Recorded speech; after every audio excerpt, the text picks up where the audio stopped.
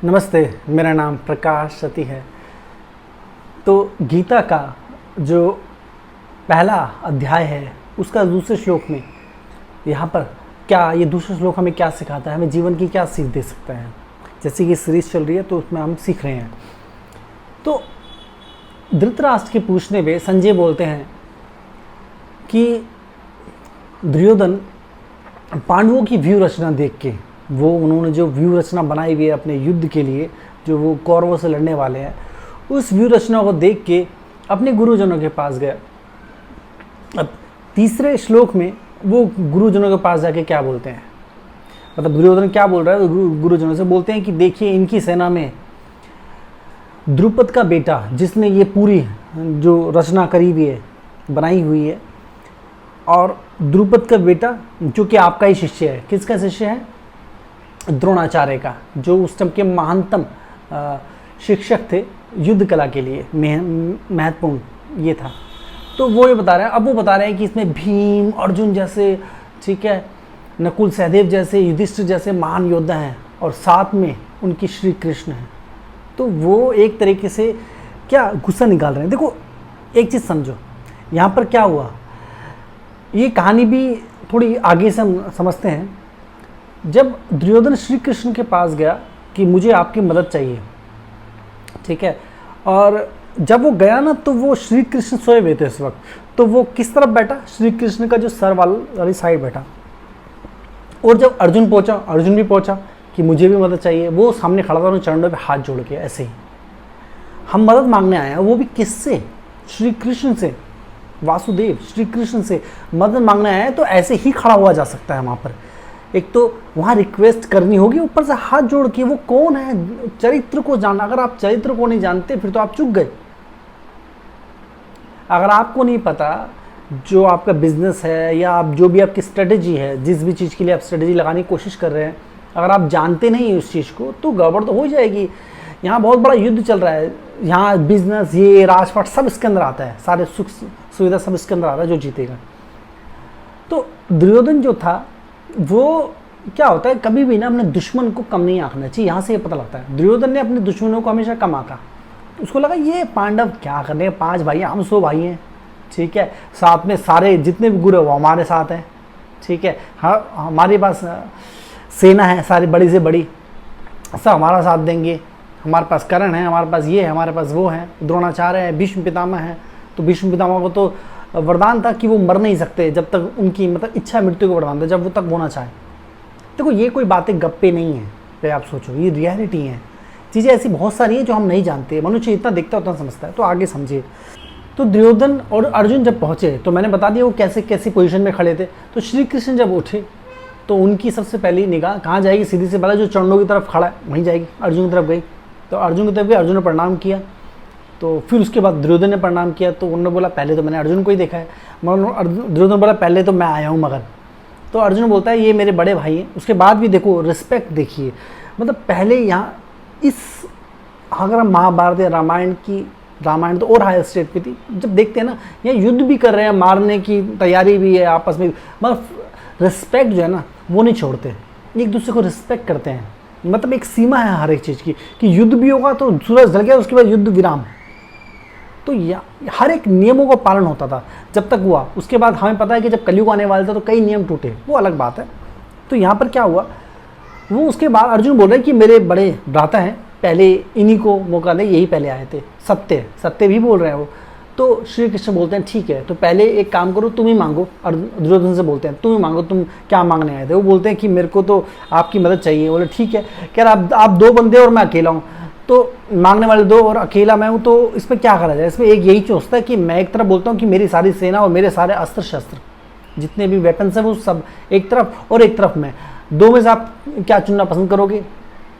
तो वो बोलते हैं अर्जुन को पहला मौका मैं तुम्हें दे देता हूँ, ठीक है, ऐसे बोलते हैं। तो दुर्योधन विरोध करता है, मगर बोलते हैं देखो ये तुम्हारे छोटे भी हैं और तुम्हें अनुज होने के नाते, अनुज का मतलब छोटा भाई भ्राता, तो अनुज होने के नाते तुम्हें भी इनको ही पहला मौका देना चाहिए। दुर्योधन घबराया था ये क्या हो गया, मगर अर्जुन मांगता है श्री कृष्ण, बोलता है मैं श्री कृष्ण आपको मांगता हूँ। अब दुर्योधन बड़ा खुश हुआ था, कहता हो बोलता है ठीक है, अब मैं अपने अनुज का दिल नहीं दुखाता, मतलब अपने छोटे भाई का दिल नहीं दुखाता, तो मैं आपकी सेना और आपके सारे वेपन ले लेता हूँ। और लेके चला जाता, खुश हो जाता है। मगर देखो यहाँ ये समझो, वो जो व्यू रचना हुई ना जिससे दुर्योधन घबरा रहा था, कारण क्या था? क्योंकि उसने सिर्फ क्या लिया, लोग लिए और वेपन लिए। देखो वेपन और लोग बेकार हो जाएंगे अगर उसका सही इस्तेमाल ना पता हो तो। छोटी सेना, छोटी सी टुकड़ी सेना की एक बड़ी सेना को भी हरा सकती है, एक छोटी सेना बड़ी सेना को भी हरा सकती है, इससे समझ आता है। तो उनका दृढ़ निश्चय कैसा है, ये बहुत महत्वपूर्ण है। तो यहाँ पर जो अर्जुन था, अर्जुन बुद्धिमान था, क्योंकि अर्जुन जो था वो उसके पास बुद्धि थी, इसलिए उसने ऐसा कोई कुकर्म नहीं किया, पहली चीज़। दूसरी बात, वो हमेशा श्री कृष्ण का शिष्य के रूप में, सखा के रूप में, शिष्य के रूप में और के रूप में ही रहा हमेशा, और बहुत आदर करता रहा, जानता रहा, पहचान चुका था श्री कृष्ण को जितना उसकी क्षमता थी। दुर्योधन नहीं पहचानता, क्योंकि दुर्योधन अपने घमंड में था कि हम ही सही हैं। तो इसलिए बोलते हैं हेकड़ी जो होती है ना, हेकड़ी का मतलब क्या होता है, अकड़ जो होती है हमारे अंदर, हम अपनी अकड़ में वो चीज़ें नहीं देख पाते जो साफ साफ दिख रही होती है, सामने सामने होती हैं। इसलिए कभी भी हेकड़ी नहीं मारनी चाहिए। ध्यान रखना, जितने भी सफल लोग हैं इस संसार में, सफल और योग्य लोग, वो कभी भी हेकड़ी नहीं मानेंगे। हेकड़ी मतलब अकड़ नहीं दिखाएंगे कि मैं हूँ, मैंने किया, मैं कर सकता हूँ, मैंने ये, मैं ये सही, वो सही, मैंने जो बोल दिया वो पत्थर की लकीर, ऐसे वैसे वैसे, ये हेकड़ी होती है। और जो सफल लोग होते हैं बहुत पोलाइट होंगे, वो चीज़ों को देखते हैं, समझते हैं, बोलने से पहले परखते हैं, अगर गलती से कुछ बोल दें तो उसके लिए क्षमा मांग लेते हैं। मगर जो हेकड़ी बात होते हैं वो हम क्षमा नहीं मांगते, हमारा ये नियम है, वो नहीं। तो यही दुर्योधन का चरित्र था, क्योंकि वो हेकड़ी बाज था। तो वो हेकड़ी में समझ नहीं पाया, वो सूक्ष्म नहीं देख पाया। देखो सूक्ष्म, जिसके पास दृष्टि नहीं है सूक्ष्म देखने की, उसकी हार तो वैसी पक्की है। तो अर्जुन ने केवल श्री कृष्ण को चुना, और दुर्योधन ने इतनी विशाल सेना श्री कृष्ण की, और सारे वेपन भी, अस्त्र शस्त्र जो श्री कृष्ण के द्वारा तैयार की गई सेना थी, इतनी योग्य सेना को चुना और सारे के सारे वेपन भी चुने। उसके बाद भी हार गए वो। कारण क्या था? क्योंकि सूक्ष्म जिसके पास देखने की दृष्टि नहीं है वो चूक गया। ठीक है, शक्ति अंदर से आती है, बाहर से नहीं आती।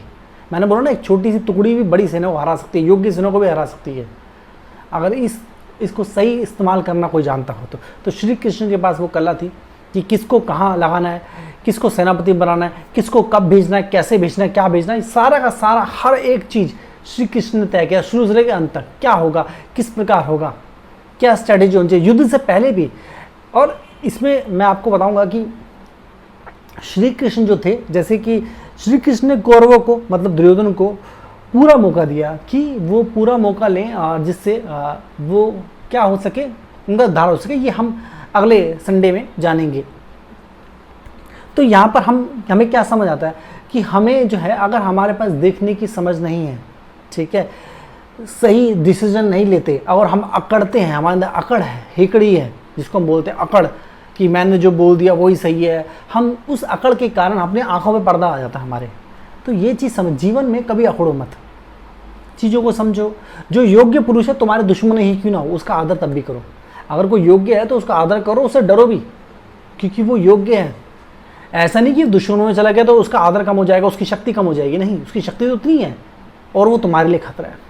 तो जीवन में अगर इन चीज़ों को आप देखेंगे तो आप, ये छोटी छोटी चीज़ें हर जगह होती हैं। आप पढ़ाई करोगे उसमें भी होगी, शादी करोगे उसमें भी होगी, बिजनेस करोगे उसमें भी, जॉब करोगे उसमें भी होगी, क्योंकि संसार में हर जगह इस चीज़ को देखोगे ना तो हर जगह छोटे बड़े एग्जाम्पल निकल आएंगे। आपके पर्सनल लाइफ में भी ऐसा करो, कोई बीमारी होगी इसमें भी ये निकल के आ जाएगा। तो हर चीज़ को देखने की क्षमता, अगर नहीं क्षमता तो दूसरों से सलाह मशवरा करो। सलाह मशवरा कौन नहीं करता? जो हेकड़ी में रहता है। दूसरों की सुनो, बड़ों की सुनो, क्योंकि दुर्योधन ने नहीं सुनी बड़ों की, तब जाके उसकी दुर्गति हुई। क्या हुआ? उसका विनाश हो गया। तो हमारी आज की सीख क्या है? गीता क्या सिखाती है? हमेशा, चाहे वो जो योग्य पुरुष है, जो दिव्य पुरुष है, मनुष्य जो भी है, वो स्त्री हो पुरुष हो कोई भी हो, जो योग्य है, जो आदरणीय है, पूजनीय है, उसकी हमेशा पूजा ही करो। वो कहीं भी हो, चाहे वो दुश्मनों, आप जिससे नफरत करते हो उस तरफ ही हो, फर्क नहीं पड़ता। अगर आप चाहते हैं आपका उद्धार हो, ठीक है, ये याद रखो, उनका हमेशा आदर करो। और हमेशा सलाह मशवरा लो। सलाह मशवरा आप नहीं लेते, इसका मतलब यह है कि आप अपनी अपनी चलाते हैं, आपके अंदर कोई कमी है, आपके अंदर वो हेकड़ी वाली हो सकता है, क्योंकि हम अपने आप को नहीं देख पाते। तो आपके अंदर कहीं ना कहीं अकड़ है, हेकड़ी, आपको लगता है मैं ही सही हूँ, कि मैंने छोड़ दिया तो छोड़ दिया, पकड़ लिया तो पकड़ लिया, हम छोड़ रहे हैं, बस मैं ही सही हूँ, पत्थर की लकीर। कोई फैसला पत्थर की लकीर नहीं होना चाहिए। फैसले जीवन में हम बहुत सारे फैसले लेते हैं। मान लीजिए आपने एक बहुत बड़ा फैसला ले लिया, ठीक है, अब बड़ा फैसला गलत निकल आएगा जाके, अगर आपको पता लगे गलत लोगे तो अपनी हार मान लेने, झुक लेने में कोई बुराई नहीं है। झुक लो, हार मान लो, उससे आपका थोड़ी सी देर के लिए आपको शर्मिंदगी उठानी पड़ेगी, थोड़ी सी देर के लिए, मगर उसके बाद आपका जीवन क्या हो जाएगा, जीवन का उद्धार हो जाएगा। ये दुर्योधन ने करा नहीं, वो माना नहीं, नहीं मैं नहीं कर सकता, मैं कर ही नहीं सकता, मैंने जो बोल दिया वही पत्थर लगी, अब तुम लड़ो और मेरे को जितवाओ। तो दुर्योधन ने क्या कर दिया, अपनी अकड़ में सबको मरवा दिया, सब मर गए, ठीक है, और उसकी खुद ही मर गया। तो इसीलिए कभी अकड़ मत, गलती हो भी जाए तो कोई बात नहीं, उस गलती को मान लो और क्षमा मांग के आगे बढ़ो, जिससे आपका उद्धार होगा।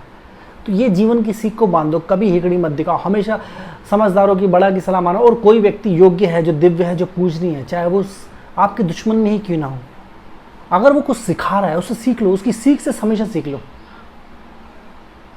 अगर आपको उच्च अवस्था में जाना है, तो अगर आप बिजनेस कर रहे हैं और सामने वाला बिजनेसमैन आपका राइवल है, उसने आपका धोखा किया, कुछ भी क्या हो, चाहे वो बुरा इंसान हो, मगर उसके अंदर कुछ खूबियाँ हैं जिससे उसका बिजनेस ग्रो कर रहा है, तो वो खूबियों को सीखो। ये मत सोचो उसकी खूबी है, उसकी वजह से नहीं मैं नहीं लेता, ऐसा नहीं, ये लेता नहीं, लेती नहीं। तो जो आपको मिले, जहाँ से ज्ञान मिले वहाँ से ग्रहण कर लो, कभी भी अपनी अकड़ को आगे मत आन दो, जीवन का उद्धार चाहते हो तो ये सीख है, इस सीख को बांध दो, आपका जीवन उद्धार हो जाएगा। इससे और बहुत है। इसके अलावा जैसे कि मैंने बताया, आपके सवाल जो है ना, जैसे कि मैं जो आपको श्लोक बता रहा हूँ, पहला श्लोक बताया, दूसरा श्लोक बताया, अब आपके सवाल आएंगे कई।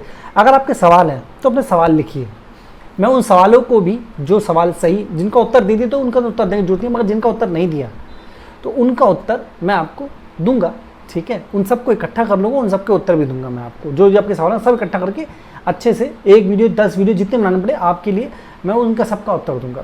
तो आपके कोई सवाल भी रह गए हो जो मैंने बताया, इसमें हो सकता कोई बात ऐसी रह गई जो आपने समझ तो गए हो मगर फिर भी बहुत अच्छी तरह ना समझो, कोई सवाल तो वो पूछिए, ठीक है। और लाइक करिए। लाइक क्यों करना है, लाइक देखो हम एक स्ट्रक्चर में रहते हैं, अब यूट्यूब का एक अपना एक पैटर्न है, जब हम कोई चीज़ देखते हैं और चीज़ अच्छी है, वो दिव्य संसार को भला करती है, तो उसको लाइक भी करो, उसको शेयर भी करो, उसमें कमेंट भी करो। तो यूट्यूब जिस देखते जहाँ एक्टिविटी हो रही है वो उस चीज़ को वैल्यू देती है, नहीं तो फिर ये हो जाएगा कि ये गिने चुने लोगों तक सीमित हो जाएगा। ज्ञान की बात है जिससे पूरा संसार का उद्धार हो सकता है।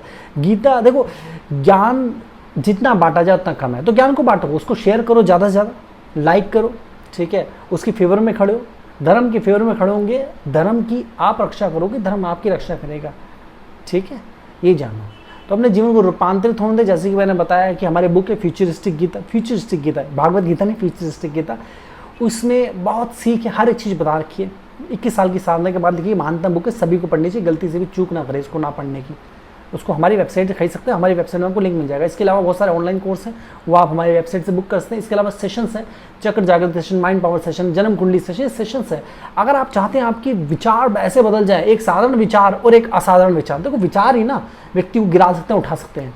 एक ऑर्डिनरी व्यक्ति सोचता है, उसको पता नहीं कैसे चलना है, तो वो विचार बदल जाए। केवल विचार ही ना बदले, आपकी प्रवृत्ति बदल जाए, आपकी सोच बदल जाए, देखने समझने का दृष्टिकोण बदल जाए। वो कैसे बदलता है, अवेकनिंग से बदलता है, चक्र जागृति। स्टीव जॉब उसी दृष्टिकोण बदलने से, उस विचार बदलने से, उस अवेकनिंग से हुई। स्टीव जॉब चाणक्य उसी अवेकनिंग से, वो अवेकनिंग क्या थी, चक्र जागृति अवेकनिंग। तो चक्र जागृति बहुत महत्वपूर्ण। अगर आप चाहते हैं कि आपके जीवन का उद्धार हो जाए, आपके पूरी पुस्तक का उद्धार हो जाए, आगे पीछे जो भी आस सबका उद्धार हो जाए, तो चक्र जागृति अवश्य करें। तो मैं हर एक साधक पे इंडिविजुअल 1-on-1 वर्क करता हूँ। अगर आप चाहें तो अपने सेशन बुक कर सकते हैं अपने जीवन को टोटली रूपांतरित करने के लिए, ठीक है। सभी प्रकार की जानकारी के लिए, सेशन बुक करने के लिए, बाय करने के लिए, बुक कुछ भी चाहिए आपको नीचे देगी वेबसाइट में जाएं, वहाँ पर अच्छी तरह तसल्ली से देखें और समझें, और आपको जो भी बुक करना, जो भी बाय करना करें, अपने जीवन को रूपांतरित। आज के लिए इतना, नमस्ते।